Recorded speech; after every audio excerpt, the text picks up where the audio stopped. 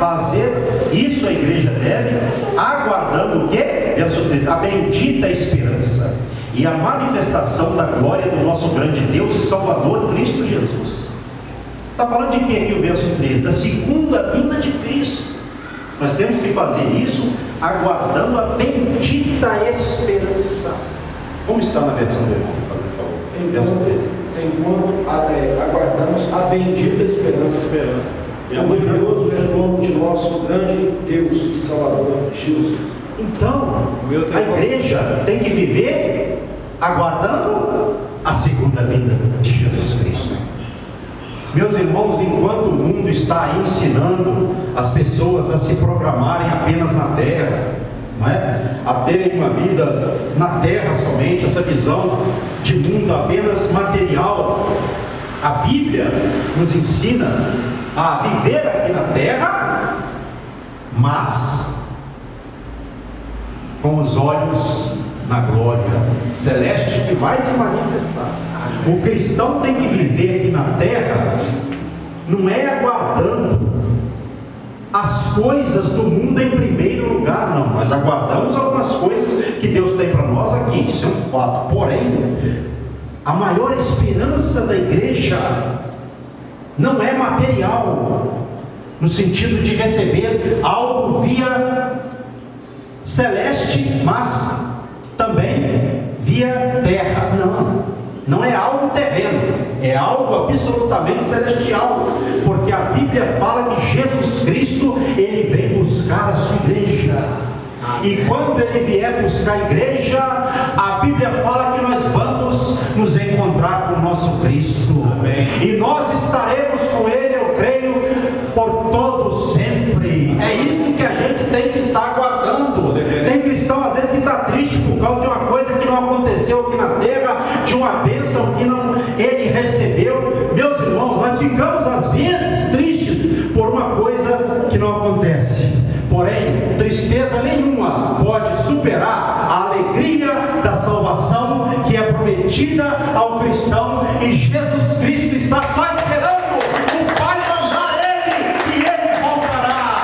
Ele virá buscar a noiva, e Ele buscará uma noiva ataviada, adornada, uma noiva que está se esforçando para não deixar se levar pelo pecado, uma noiva que exercita a palavra, os princípios bíblicos do Senhor. Glória a Deus. É isso que a gente tem que estar pensando, porque senão a nossa mente ela vai ficando ocupada com as coisas do mundo, e aí daí a pouco a gente já perde a visão espiritual se a gente não vigiar. Não sobra espaço para Deus. Não sobra espaço. E aí nós nos lembramos de uma coisa muito séria que Jesus falou, não é? O Senhor não divide a glória dele com ninguém. Amém. Ou adora a Deus ou adora Baal, ou adora a Deus ou adora Satanás. Não tem meio termo. Deus não divide a glória dele. Em outras palavras, o Senhor diz assim à igreja: ou eu sou o Deus de vocês, ou não sou, ou é Satanás. Em outras palavras, é isso. Então a igreja não pode se contentar apenas com coisas terrenas. O crente, ele tem que ser aquele crente e pensar da seguinte forma, aquele crente que pensa da seguinte forma: eu quero nesta terra tudo que Deus tem para mim. Amém. Todas as promessas que Deus tem para mim, segundo a Bíblia, eu quero para a minha vida. Eu quero ser usado na minha geração. Amém. Eu quero ser um instrumento na minha geração. Amém. E quando a pessoa, ela decide no seu coração, ela faz uma aliança, aquela voz do coração que fala com Deus e Deus responde, Deus passa a estar presente na vida daquela pessoa. A vida daquele crente passa a ser diferente. O ministério daquele crente passa a ser diferente. Porque aonde ele vai, Deus vai com ele. Onde ele está, Deus está com ele. O que ele faz, Deus confirma, Deus manifesta a sua glória por meio da vida do crente que tem aliança com ele, do crente que está ligado a ele realmente, não apenas aquele crente que diz ser crente, mas aquele crente que as pessoas olham para ele e veem nele a imagem do Senhor, a presença de Deus na vida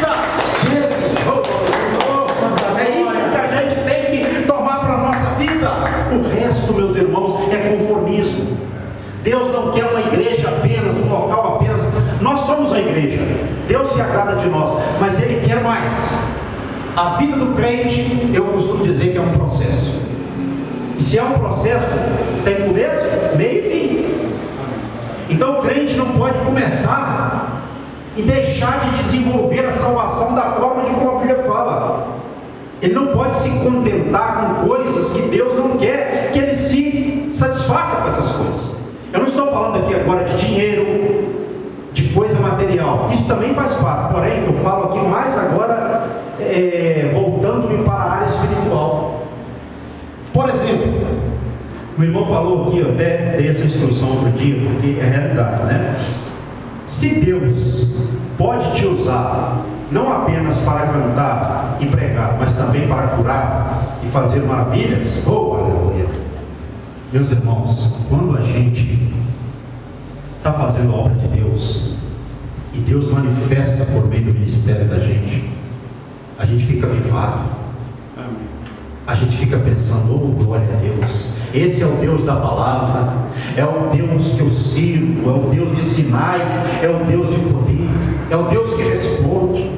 Isso faz com que a gente busque mais a Deus, não é? Tenha uma vida mais consagrada, mais dedicada, porque Deus quer mais. Amém? Então nós temos que querer também mais de Deus. Aí no versículo de número 14 está assim, ó, da carta de Paulo a Tito, capítulo 2: o qual, Jesus Cristo, né, a si mesmo se deu por nós, morreu na cruz e tal, né, como nós sabemos, a fim de que? Remir-nos. O que é remir-nos aqui? Purificar. Libertar-nos. Purificar. Isso. Libertar-nos de toda iniquidade, ou seja, de todo pecado, perversidade. Então Cristo veio para nos libertar disso. Pastor, mas como entender? Porque a gente peca todo dia, é difícil entender isso. O crente, quando ele peca, realmente ele peca todo dia, mas quando ele peca, ele reconhece a sua miséria diante de Deus e pede perdão, e se esforça para não pecar mais, para que o pecado não domine a sua vida, e sim o Espírito Santo continue dominando a sua vida. Amém. Essa é a questão. Então, o Cristo, ele veio para nos libertar de toda iniquidade e purificar para si mesmo. Essa purificação aqui é o quê? É a purificação que vem pelo sangue do Cordeiro, que purifica-nos de todo o pecado. Olha que coisa séria. Então Cristo veio para tirar o pecado do mundo, para libertar-nos, para nos purificar, para que nós sejamos o que está aqui no final do verso 14, um povo exclusivamente seu, zeloso de boas obras. Amém. Então a igreja tem que ser um povo zeloso, especial, de boas obras, de obras úteis, obras de Deus aqui na terra. Mas para isso nós temos que viver lutando contra o pecado.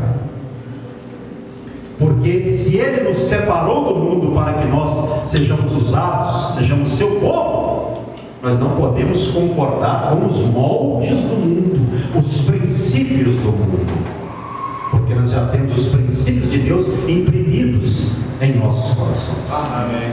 Nós temos que entender isso. É lógico, o pecado vem, às vezes você peca, mas você foi purificado pelo Senhor. Nunca deixe Satanás lançar na sua mente: você pecou, você é um servo de Deus e pecou, e agora? Porque o diabo, ele é acusador, não é? Ele acusa, e ele usa pessoas, e às vezes usa a nossa própria mente, lançando na nossa mente: aí quem você é? Você disse que o Senhor te libertou, te salvou, você está pregando isso aí, e agora você caiu nas suas próprias palavras.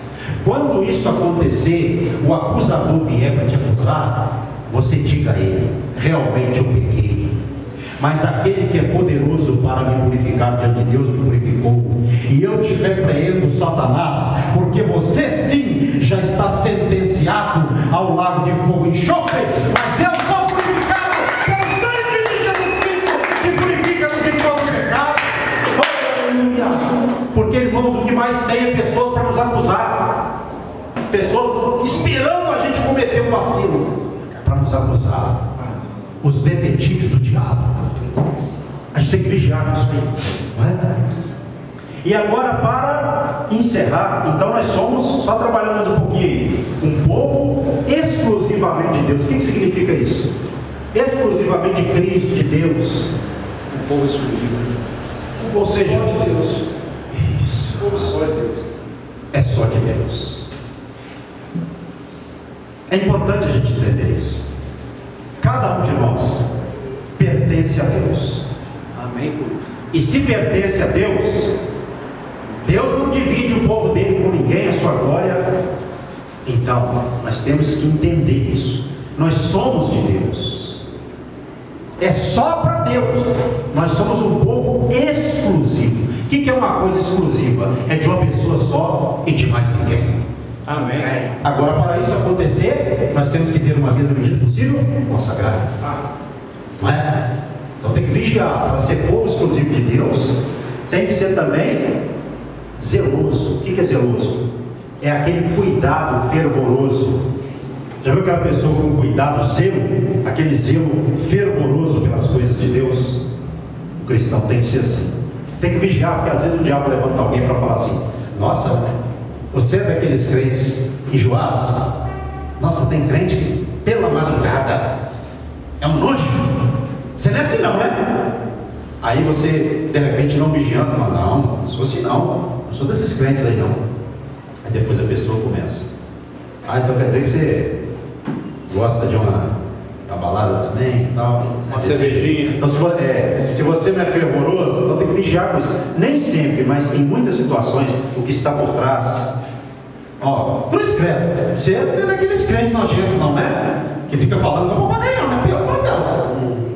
Por trás disso, às vezes, estão a seta do diabo. Pode ter na certeza. Ele já está tentando lançar em você algo dele, para te sensibilizar, para você dizer que você não é um crente desses, né? Vamos dizer assim, dos fervorosos. E para Deus tem que ser fervoroso. Amém. O que é fervoroso? Tem entusiasmo, tem ânimo.